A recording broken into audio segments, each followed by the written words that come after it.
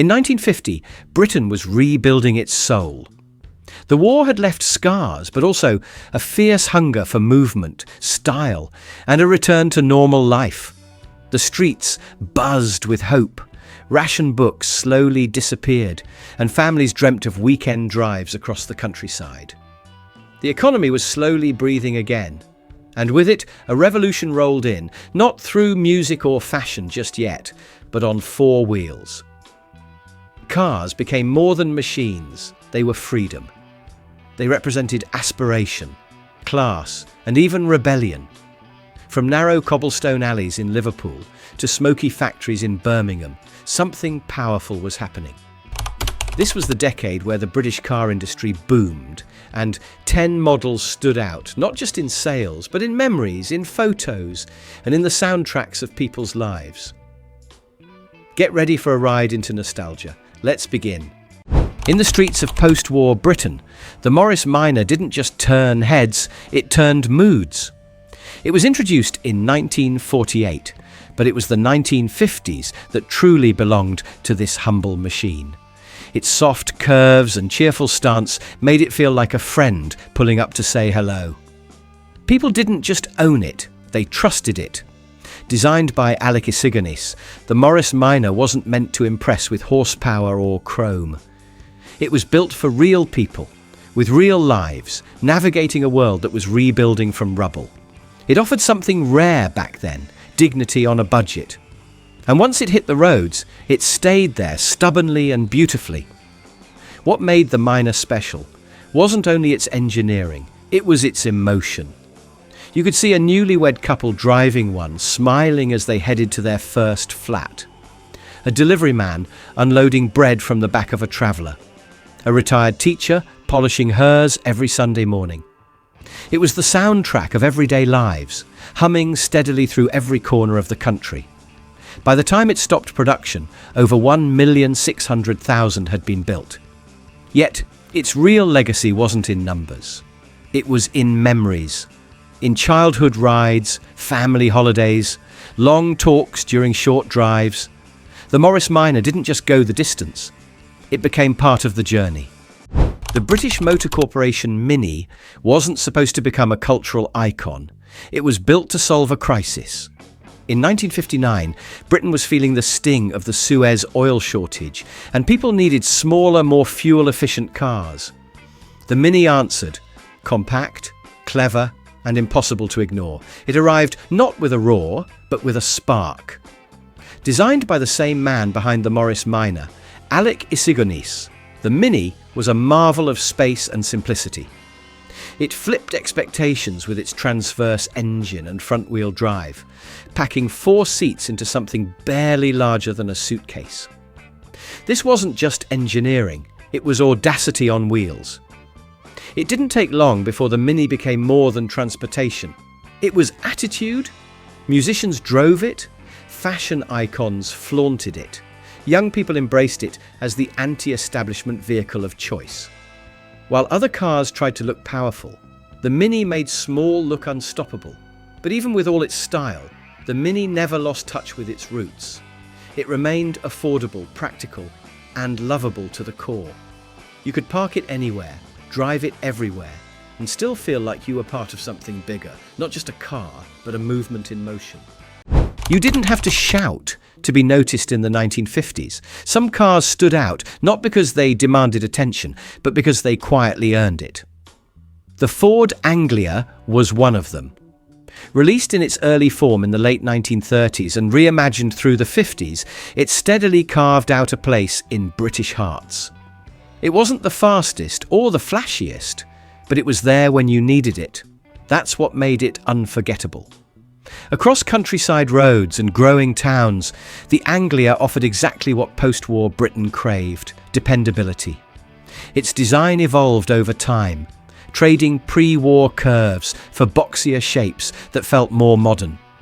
It was a car that matched the nation's spirit: practical, forward-looking, and quietly optimistic.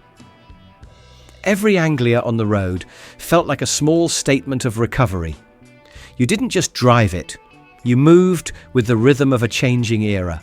More than 1.5 million units were built, between 1939 and 1967, a testament to how deeply it resonated with everyday people. It became a favourite for small families, tradesmen, and new drivers learning the feel of freedom.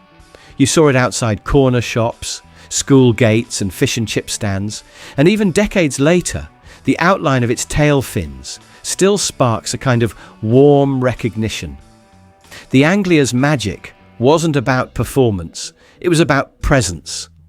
It blended into British life with ease, became part of neighbourhoods, part of memory. When someone says my first car, chances are good it was one of these. It asked for little, gave back a lot, and stayed around long enough to become legend. That's the kind of quiet power only the most honest machines carry.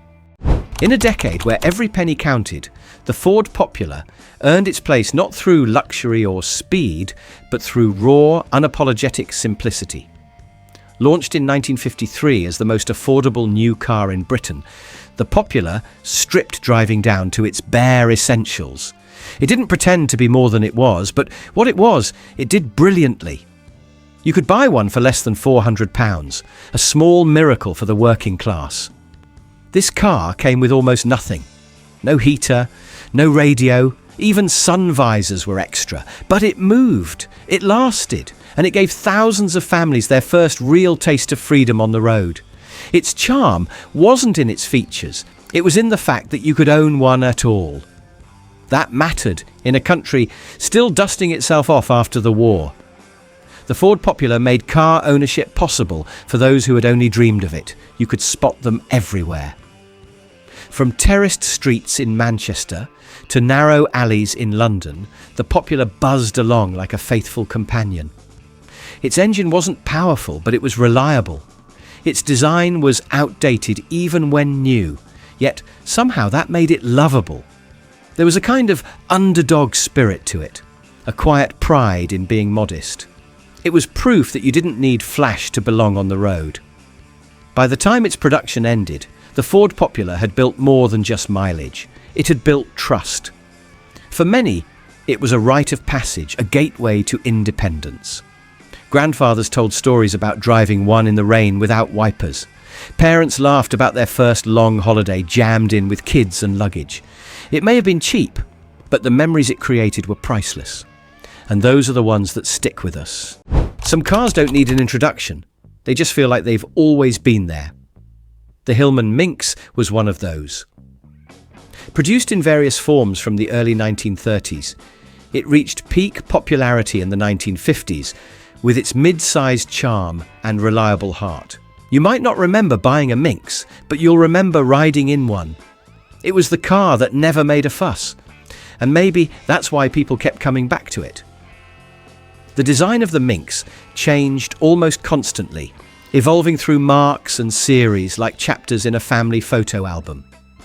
In the 50s alone, you'd see Marks 5 through 8 rolling off driveways and pulling up outside post offices. It didn't chase trends, it adapted to people's lives.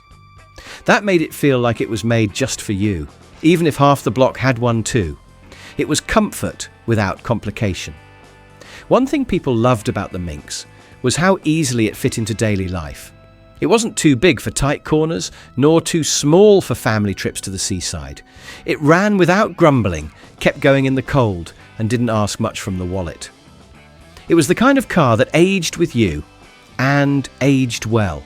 You could pass it down, patch it up, and it would still be there on Monday morning, ready for work. There was something unmistakably British about it, not in a flag-waving way, but in its quiet usefulness and gentle style. The Hillman Minkx never tried to impress, and yet it did. It was the car that waited outside while you lived your life. And that kind of loyalty, it's hard to manufacture, but easy to remember. The standard Vanguard didn't just look different, it felt different. When it hit the roads in the late 1940s and through the 50s, it carried an air of promise. Its design borrowed from American styling, with its rounded body and flowing lines, but beneath that shape was British engineering with something to prove. It looked like it belonged in the future, even while parked in your father's driveway. Built in Coventry by the Standard Motor Company, the Vanguard was part of Britain's push to regain industrial confidence after the war. It wasn't cheap, but it wasn't trying to be. This was a car aimed at families with ambition, at professionals who wanted more than just transport. You could sense that the Vanguard came with expectations. It asked you to dream a little bigger. One of its boldest moves came in 1954, when it became the first British production car to offer a diesel engine. That kind of innovation wasn't common in family saloons, but the Vanguard never settled for average. It was roomy, sturdy, and had presence. It didn't need to shout. You noticed it anyway. Whether cruising through city centres or resting in front of suburban homes, it always stood a little taller. Though its name may have faded with time, the Vanguard's influence didn't. It opened doors for a new type of British car buyer, one who wanted more style, more space, more confidence. It reminded people that Britain could build bold, beautiful machines. And even now, a glimpse of that wide bonnet and chrome grille brings a certain feeling back, like standing at the edge of something new, ready to roll forward. The Rover P4 didn't chase trends. It wore a tie to the racetrack. Introduced in the late 1940s and reigning through the 50s, this was the car of solicitors, bank managers, and anyone who carried a briefcase with quiet pride. It was calm, composed, and undeniably British. And while others went for flair, the P4 stood tall with refinement and quiet authority. Everything about the P4 whispered quality. Its thick doors closed with a reassuring thud. The interior smelled of leather and purpose. On the road, it moved with measured confidence, never hurried, never rattled. It was not a car that raced. It arrived. That distinction made it beloved among those who valued control over chaos, routine over risk. People called it the Auntie Rover, and the nickname stuck, part affection, part respect. It wasn't intimidating, yet it commanded attention in the most understated way. Families who owned one often stayed loyal to the Rover badge for life. It represented a certain status, but never shouted about it. In a time when Britain was redefining itself, the P4 felt like stability on wheels. And yet, even this stately machine had a wild side. The experimental Rover Jet 1, based on the P4, was the world's first gas turbine car and could exceed 150 miles per hour. So under the polished hood of tradition, there was a spark of daring. The P4 was elegance with a hidden edge, never loud, always lasting. There were some cars in the 1950s that didn't just blend into Britain, they imported a bit of America onto its roads. The Vauxhall Velox and Cresta did exactly that. With wide chrome grilles, two-tone paint jobs, and tail fins that winked at the horizon, they turned grey streets into movie sets. They weren't modest, they were magnificent. And for a moment, they made everyday life feel cinematic. These cars weren't just about looks, though they had plenty. Built in Luton from 1948 through the mid-60s, over 300,000 of them found their way into homes, company fleets, and long-haul dreams. Salesmen loved them. Families showed them off on Sunday drives. They were bold, bright, and unapologetically stylish. And while the weather didn't always match the glamour, the spirit behind the wheel surely did. Their engines were powerful for the time, but what really set them apart was the way they made people feel.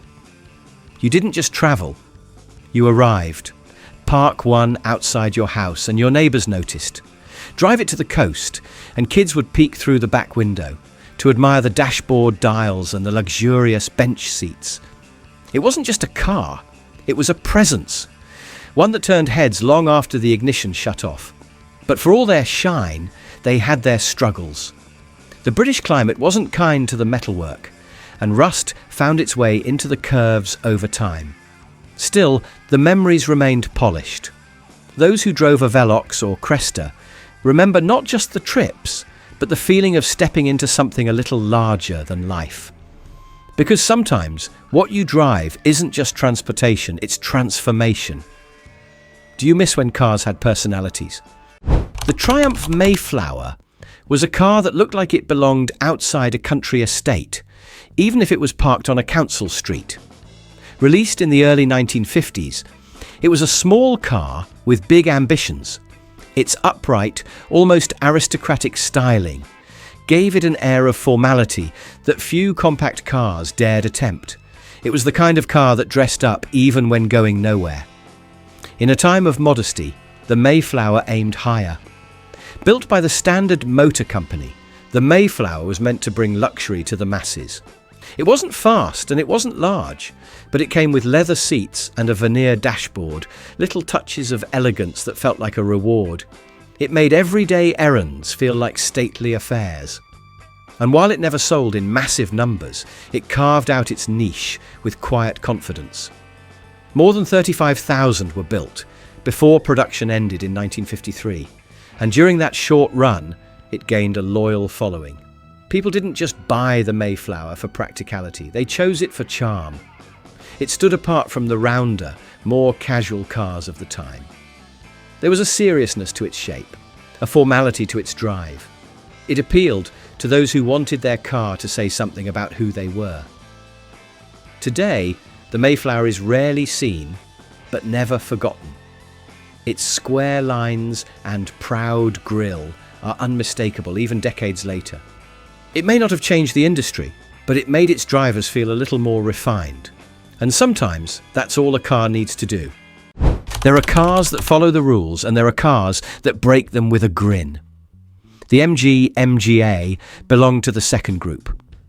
Introduced in 1955, it was everything British sports cars were meant to be: sleek, fast, and full of attitude. It didn't just hug corners, it hugged dreams.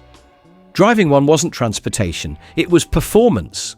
The MGA looked nothing like the MGs before it. Gone were the pre-war curves and chrome-heavy grins. In came smooth lines, a low stance, and the promise of speed with the top down. It was more than a redesign, it was a rebirth. And the world took notice. Over 100,000 were produced, and while most were exported abroad, their spirit lived on back home in every twist of an English B-road. For many, this was the first true taste of freedom on four wheels. Young drivers saved for it. Sunday mornings became sacred for long drives through the countryside. Mechanics loved tuning them. Admirers loved watching them fly by. It made the everyday feel cinematic, the mundane feel like motion. And even when it rained, which it often did, it never dampened the MGA's magic. Unlike many cars of its time, the MGA wasn't trying to fit in. It was built to stand out. Even now, spotting one feels like seeing a classic film in colour for the first time. It didn't just move people across distances, it moved them emotionally. These cars weren't just popular, they were personal. They carried groceries, secrets, laughter and change. Every scratch told a story, every turn meant something. In a world that moved from ration books to rock and roll, they were constant companions, faithful, flawed, unforgettable. Which of these would your grandparents choose today? If this journey made you smile, remember or dream. Don't forget to subscribe for more roads worth revisiting.